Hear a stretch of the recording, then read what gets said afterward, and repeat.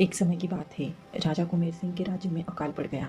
राज्य में किसी को परेशानी न हो इसलिए राजा ने अपने खजाने खाली कर दिए और अन्य राज्यों से अनाज सब्जियां मंगाकर जनता को बचाया। लेकिन इसके कारण राजकोष खाली हो गया। राजा कुमेर सिंह और उनकी रानी भानुमति बहुत चिंतित थे। वे दोनों अपने कुलगुरु के पास गए, जो पासी के जंगल में एक कुटिया बनाकर रहते थे। राजा ने अपनी सारी परेशानी उनके सामने रखी।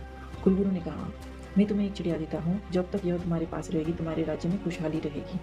जो भी निर्णय तुम्हें राज्य के विषय में लेना हो तुम इस चिड़िया से पूछ कर लेना, लेकिन यह तुम्हारे अलावा किसी और के सामने कुछ नहीं बोलेगी। राजा और रानी दोनों चिड़िया को लेकर चल देते हैं। तभी गुरुजी ने कहा, राजा ने इस चिड़िया को हमेशा खुश रखना, नहीं तो तुम कभी खुश नहीं रह पाओगे। राजा रानी चिड़िया को राजमहल में ले आते हैं।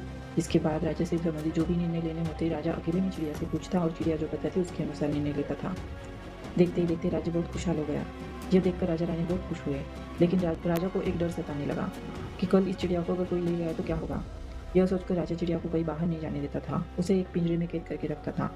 रानी के महल में चिड़िया रहती, जहाँ किसी को जाने नहीं दिया जाता था। एक दिन रानी ने राजा को बताया, महाराज चिड़िया बहुत उदास है, कल से उसने दाना भी नहीं चुगा है। राजा ने उससे जाकर कारण पूछा, लेकिन वह चिड़िया कुछ नहीं बोली। अब राजा उससे राज्य के संबंधित कुछ भी प्रश्न पूछता तो चिड़िया चुप हो जाती। राजा चिड़िया को लेकर अपने कुलगुरु के आश्रम पहुंच गया।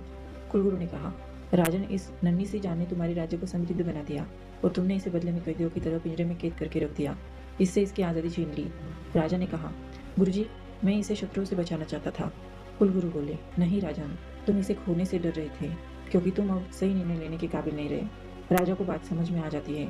वह कहता है, गुरुजी, मुझे अपनी भूल का एहसास है।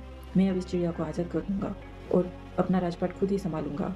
यह कहकर वह वापस आकर अपने राज्य की देखभाल करने लगता है। इस कहानी से हमें यही सीख मिलती है कि किसी भी जीव की आज़ादी छीन लेने से उसकी प्रतिष्ठा नष्ट हो जाती है। जीवन में हमेशा आज़ाद पंछी की तरह उड़ान भरो। ज़्यादा चिंता भी एक प्रकार की कैद है। इससे बाहर आकर देखो, रास्ते स्वयं नजर आने लगेंगे।